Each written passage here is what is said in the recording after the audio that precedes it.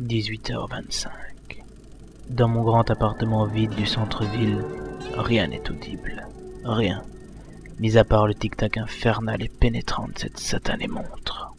J'ai un mal de crâne atroce. Voilà ce qui arrive quand on boit comme un trou. Le médecin me l'a dit. À ce rythme-là, vous n'allez pas tenir bien longtemps. Couillon, va. On voit bien que c'est pas toi qui mène la vie que j'ai. Sinon tu buvrais aussi, crois-moi. Heureusement, il me reste le thé pour me tenir compagnie. Ça tient pas autant à veiller que le café, mais ça aide quand même pas mal. De toute façon, j'ai jamais pu supporter le cafetard. Un goût amer et âpre.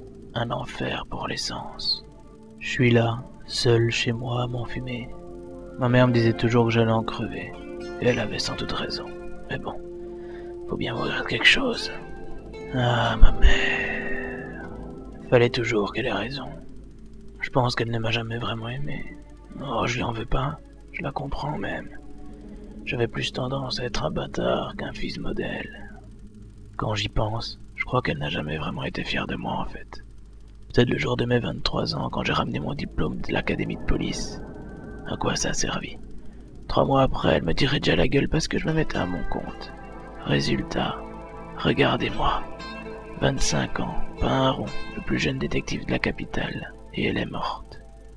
Tu parles d'une vie.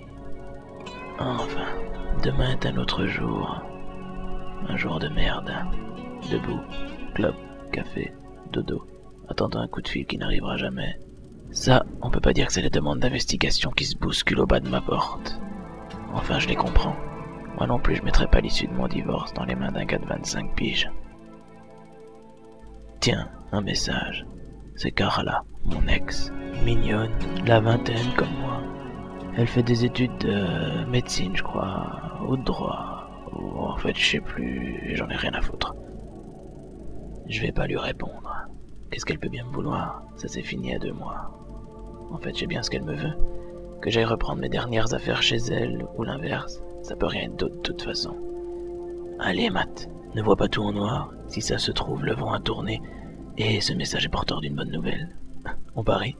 Je sens que je vais le regretter. Bingo! J'avais raison. Elle dit qu'elle a besoin de moi. Décidément, j'aurais vraiment dû jouer au tiercé aujourd'hui. Elle vit dans l'un des quartiers entourant la gare du Nord. C'est le genre d'endroit où on n'a pas vraiment envie de passer ses vacances d'été. J'arrive devant chez elle. Eh ben, je vois que c'est toujours aussi charmant ici. Je sonne. Pas de réponse. Deuxième chance. Toujours rien. Bon. Eh bien, il ne me reste plus qu'à rentrer chez moi. Non, attends. T'as toujours le double de ses clés, non? Ah, je sais, ça se fait pas. Mais si elle ose te dire quelque chose, elle n'avait qu'à descendre d'ouvrir la porte. Dans son hall d'entrée, rien n'a changé depuis la dernière fois. C'est toujours aussi cosy. Je vois qu'elle a conservé les petits cadres noirs, avec nos photos dedans. Bordel, qu'est-ce qu'on était bien. Elle disait que j'avais un caractère de chien.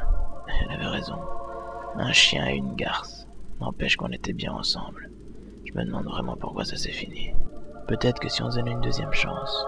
Non, arrête de rêver, va. Une fille comme ça te reprendra jamais. T'as fait le con, c'est tout. Maintenant va falloir assumer. J'entends un bruit qui vient de la salle de bain. Carla? Pas de réponse. Pourtant j'hallucine pas encore. À mon âge ce serait triste. Je vais voir ce qui se passe. Quand j'arrive, Carla est à terre, couverte de sang. Son sang. Je m'approche. Doucement. Mes yeux ne veulent pas y croire. Partir déjà. Un frisson m'envahit l'échine. Ma gorge se noue. Je crois bien que je vais chionner. Quand soudain, elle tousse. Elle est en vie.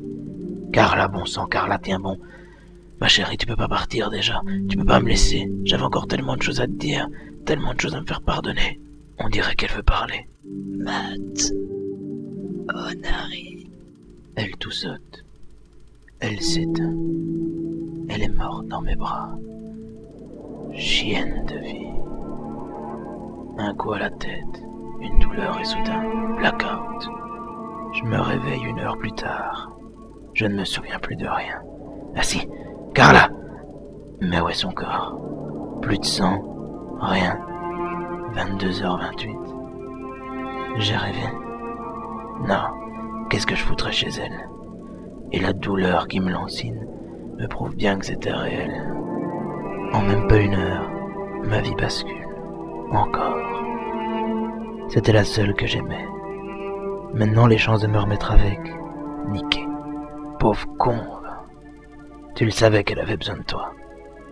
Mais t'as dû rester là sur ton fauteuil et attendre, te lamenter sur ton sort avec ta clope dans le bec pour te donner une consistance. Minable. Si elle est morte, c'est de ta faute. Non, arrête de te dire des conneries. Tu pouvais pas savoir. Et te lamenter te la rendra pas. Mon vieux, rien ne te la rendra. Tu vas retrouver cet enfant de putain qui t'a pris la femme de ta vie, et tu vas lui donner ce qu'il mérite. Mais par où je commence? Pas de corps, aucune trace. C'est dingue. On dirait qu'elle a été tuée par un fantôme. En tout cas, ce connard de spectre a de la poigne. Onari. Natacha Onari? C'est possible. C'est la dernière chose qu'elle me dit avant de clamser. Tu pouvais toujours attendre un je t'aime. Couillon. Nat, c'est la plus vieille amie de Carla. Oh, Dieu sait qu'elle m'a bien pourri la vie quand on était ensemble. J'ose même pas imaginer la tête qu'elle va faire quand je vais débarquer chez elle à 23h. Mais bon, c'est le seul élément que j'ai. Un bout du fil qui mène à la plotte de laine. Ou de merde. Je verrai bien. Elle habite à quelques kilomètres de là. Aussi dans un quartier de toute beauté. J'arrive chez elle, je sonne. Elle me répond, je dis que c'est moi. Elle m'ouvre. Elle fait des études de droit, ça j'en suis certain. Elle m'a tellement bassiné avec. Quand j'arrive, on peut pas dire vraiment qu'elle est enchantée de me voir. C'est pas grave, je m'y attendais. Elle me demande ce que je fais là, je la sens inquiète. Elle m'installe, elle me sert un thé. Je vois qu'elle ne m'a pas oublié. En bonne maîtresse de maison, elle essaie de se montrer polie, agréable, d'avoir de la conversation. C'est pitoyable. Je sais pas très bien comment aborder le sujet. C'est jamais facile de dire à quelqu'un que son meilleur ami est mort. Alors je fais des détours, des sous-entendus. Mais rien n'y fait. Elle voit pas où je veux en venir. Bon, je vais devoir être plus cash avec elle. Elle est morte. Oula, elle a l'air bouleversée. J'aurais peut-être dû être un peu moins cash quand même. Je suis ici à titre officiel, Natacha. Va falloir m'aider à trouver le salopard qui lui a fait ça. C'est-à-dire? Elle m'a envoyé ce message. Il y a peu. Elle a dit ton nom avant de mourir. Tu sais quelque chose? L'enfoiré. Quoi? Il y a peu. Elle venait de finir ses examens. On voulait passer une bonne soirée. Et là, elle l'a rencontré. Qui? Elle a rencontré qui? Ce mec. Jamil. Un gars pas net. Il puait le shit à 20 mètres. Il lui a demandé de la suivre. Mais elle a refusé. Il l'a traitée d'allumeuse. Il l'a menacée de mort. Depuis, elle est morte de peur. J'y croyais pas un instant. Mais là... Et il vit où ce Jamil? J'en sais rien. C'est une rencontre de soirée, comme ça. Mais je suis sûre que c'est lui qui lui voulait du mal. C'était où cette soirée? Au Paco Bello. Je prends même pas la peine de finir mon thé. Je la remercie. Et je m'en vais. Ça y est, j'ai une piste. Un nom. Un nom, un concours de circonstances, des menaces, pas d'adresse. Me voilà parti dans une putain de chasse aux fantômes. Attends un peu. Le shit, elle a dit. Le Paco Bello. Y a qu'un dealer là-bas. Ed, un petit gars acerbe, qui vend aux gosses, aux vieux, aux andiques, à tout ce qu'il peut en fait. Il vit dans un véritable taudis. Quand j'étais môme, je pensais que dealer ça rapportait gros, que dealer c'était la belle vie. Mais quand on connaît un peu plus le milieu, on se rend compte que c'est le bout de la chaîne alimentaire. Il est là, affalé toute sa masse dans un fauteuil d'occasion. Il fait sombre, ça pue. L'atmosphère est embaumée par du shit bon marché. Quand j'entre, Il est tellement défoncé qu'il me remarque même pas. C'est bien Ed, ça. Toujours dans un état second à cause de ses saloperies. Ah, Matt, que me vaut le plaisir? Installe-toi. Ça va, Ed? Alors, qu'est-ce que ce sera cette fois? Shit, bœuf, exta, coke, héroïne? Non, rien de tout ça. J'ai besoin d'autre chose cette fois. Des infos. Des infos? Ouais.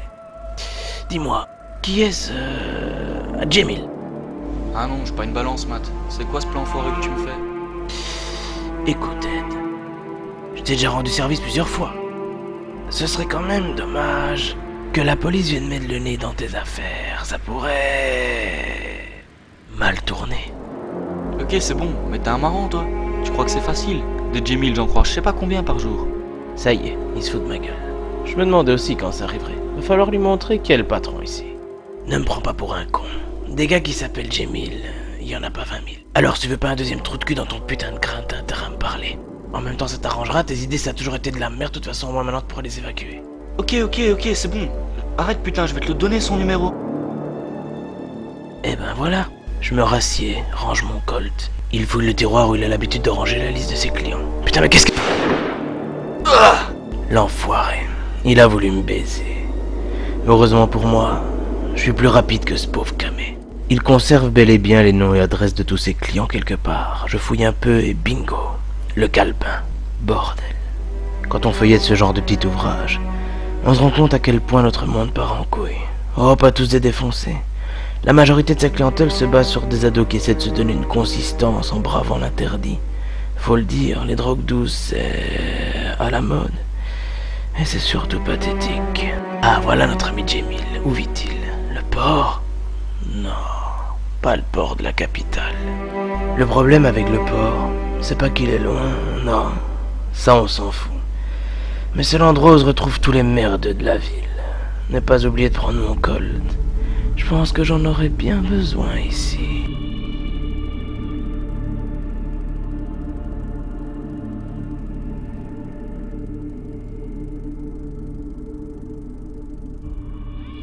C'est comme je le pensais. Sinistre. Des seringues partout, des flaques de sang, des détritus. Bordel de merde. Où j'ai été me foutre encore, moi. Il suffit d'une petite bande de ces drogués et je suis dans la merde. Allez, je pourrais en buter un, voire deux. Mais les camés, c'est comme les chacals. Ça t'attaque pas à moins d'être une bonne dizaine. Ça doit bien faire 20 ans que ce port a été abandonné. Même les flics n'osent plus y venir. Ici, la loi, c'est celle du plus fort. Quel genre de personne peut vivre dans cet endroit? À quoi ressemble notre ami Jamil? Une chose est sûre, ça doit pas être un enfant de cœur. C'est étrange. Quand on s'arrête, qu'on respire, qu'on regarde les ondulations de l'eau calme, guidée par le vent. Cet endroit pourrait sembler apaisant. Malheureusement, les seuls qui sont apaisés ici, ce sont les cadavres qui se font bouffer par les poissons. Je cherche ce con depuis bientôt 20 minutes, et je m'enfonce de plus en plus. À cette heure-ci, ça tient tout bonnement du miracle si je n'ai rencontré aucun malade mental jusqu'à présent. C'est quoi ça? On tousse? Bordel, je suis plus seul.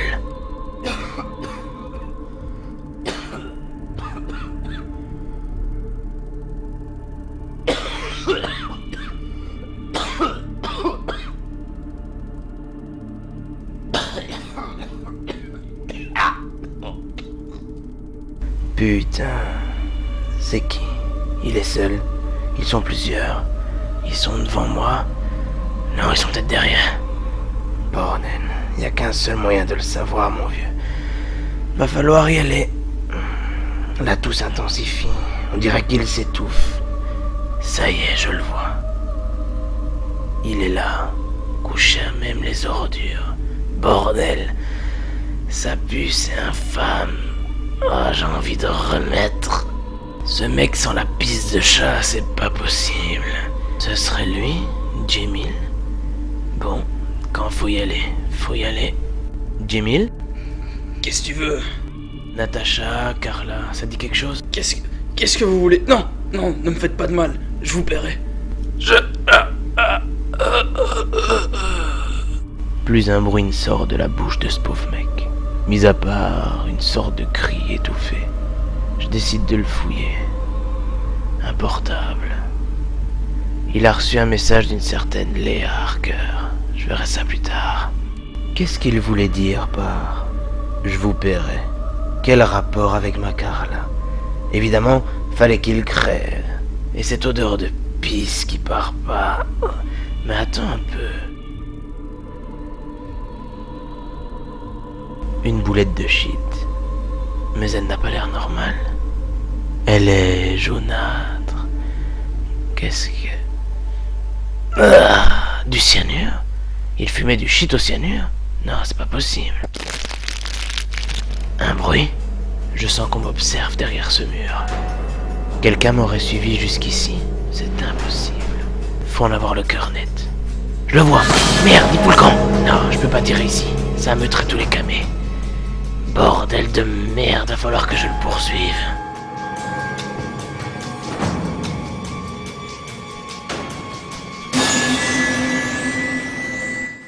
Où est-il passé? Qu'est-ce qu'il me voulait? Ça faisait combien de temps qu'il me suivait? C'est sûrement lui qui a mélangé le shit de Jamil au cyanure. Personne ne fume du shit au cyanure.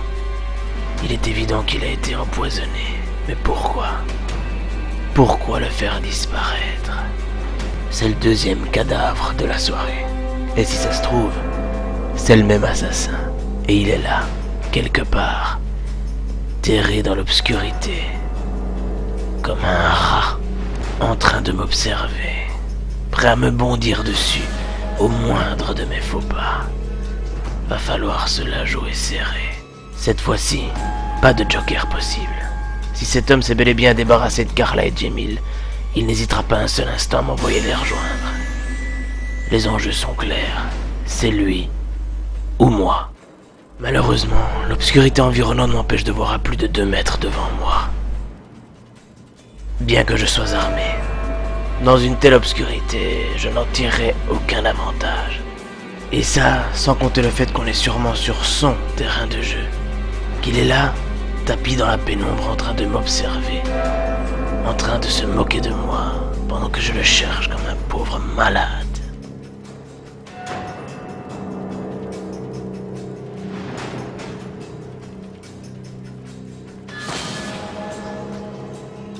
Voilà que ça me reprend, cette foutue douleur derrière la tête qui éteint la lumière, encore. Je me réveille, je suis en vie, je n'ai pas bougé, mon agresseur ne m'a pas enlevé, rien n'a disparu, sauf... Attends, merde, il m'a pris mon flingue, putain... J'ai toujours le téléphone que j'ai pris sur Jamil. Il avait reçu un message de Léa Harker, lui demandant d'appeler sa boîte vocale. Elle lui a même laissé son mot de passe, afin d'y accéder sans aucun problème. Bien. Qu'est-ce qu'elle peut bien vouloir à ce pauvre bougre? Voilà, je suis sur la boîte vocale. Elle lui dit de ne pas oublier l'argent lorsqu'il la rejoindra au pont McMahon ce soir à 00h30. Elle lui dit aussi de se dépêcher, parce qu'elle a peur. Et merde, serait-ce encore une victime de mon tueur potentiel? Il est 00h21. Jamil avait rendez-vous avec une parfaite inconnue dans 9 minutes. Le pont McMahon, bordel, c'est pas tout près ça. Qui peut bien être cette Léa Harker? En tout cas, une chose est sûre. La pauvre est en danger. Il faut absolument que j'aille la rejoindre. Et je sens qu'on va s'improviser un petit interrogatoire surprise, elle et moi.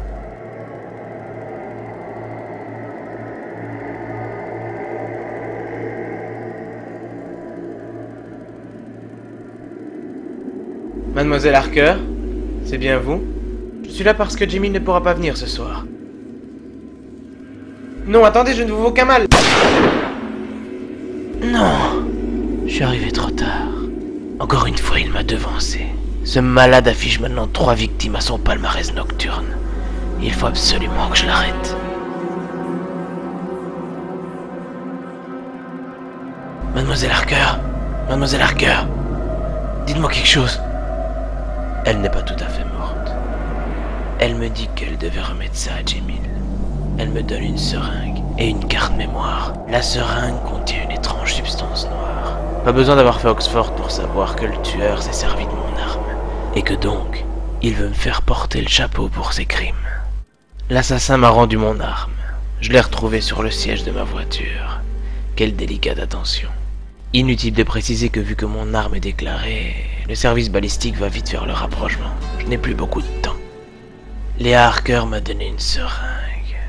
Une seringue, qu'est-ce qu'elle peut bien contenir? De retour chez moi, je glisse la carte puce dans mon PC. J'ouvre le fichier. Un doc-texte. Des photos. Qu'est-ce que... Putain de merde. J'y crois pas. Léa, Jamil, Nat, Carla. Ensemble? Ça veut dire quoi ça? Et ça? On dirait une recette de cuisine. Ingrédients. Ammoniac, shit, coca... Drôle de tambouille. Un fichier crypté. Oula. Léa était pas douée pour le cryptage de données. Ce fichier cachait une liste de personnes. Client? Ed Molina? Qu'est-ce qu'il fout là-dedans, celui-là? À moins que... Je vais aller lui rendre une autre petite visite. Apparemment, mon cher ami, on sait plus qu'il n'a bien voulu me le dire. Eh bien, il va falloir lui tirer les derniers vers du nez. Quand il me voit arriver, il est terrorisé. Visiblement, il ne s'attendait pas à ma visite. Dis-moi, Ed, il semblerait que tu aies omis de me raconter certains détails la dernière fois. Je t'ai tout imprimé pour que tu y vois plus clair. Tu m'expliques tout ça? On parle pas de ces enfoirés, ils m'ont niqué mon business. Explique-toi. Ensemble, ils ont monté une petite magouille. Un petit cocktail à base d'héroïne. Wolf's Bite, ils appellent ça. La morsure du loup. Pff, morsure aux couilles, ouais, quand tu vois le prix que ça coûte, cette saloperie. Ils voulaient m'en vendre en gros. Enfin, à Monsieur Santos. Pour qu'on commence à trafiquer. Mais trop cher et pas assez connu. Bordel de merde. J'ai peur de commencer à comprendre. Les gars sur la photo là, tu les connais? Lui là, Jamil, c'était un putain de chimiste avant. Mais à cause de la drogue, c'est devenu une vraie loque. Alors il a commencé à magouiller avec Harker, pour qu'elle lui paye ses doses. Et en échange, il devait créer la drogue parfaite. Et il l'a fait. Jamil à la soupe, Harker aux finances, et nos deux bimbos revendaient ça dans des boîtes. Seulement, mauvais plan. Ouais, c'est vrai, tu t'injectes ça une fois, t'es accro. Mais le produit est trop dangereux. Parce qu'une fois que t'arrives à la 3e injection, c'est la dernière chose que t'auras fait dans ta vie. À cause de ça, ça a été la merde entre eux. Putain, Matt, tu viens de capter. Je ne laisse même pas finir que je me casse. Direction Nat. Elle s'est bien foutue de ma gueule. Évidemment qu'elle m'a dirigé vers Jamil. Elle voulait que je porte le chapeau pour le meurtre de ses anciens complices. Bien joué. Mais je ne pense pas que tu aies prévu mes relations avec ce bon vieux Ed. Bordel, t'as été con. Toi et ton grand cœur a toujours pensé qu'une femme c'est naturellement bon. Quand Carla t'a dit Onari, c'était pas pour te dire de l'aider. Elle te dévoilait juste l'identité de son assassin. T'avais la réponse sous tes yeux depuis le début et t'es passé à côté comme une teub. Qu'est-ce que... À plat ventre! Mais... Qu'est-ce qui se passe? À plat ventre, j'ai dit! Ok, calme-toi. Qu'est-ce que tu veux? Ah, tu t'es bien foutu de ma gueule. Allez. Matt, calme-toi. Calme-toi. Qu'est-ce que... Bordel. C'est quoi cette douleur qui m'envahit à partir du bide? Mais c'est du sang. Mon sang. On m'a tiré dessus. C'est impossible. Qui est-ce qui... Quand je me retourne, je la vois. Dans toute sa splendeur.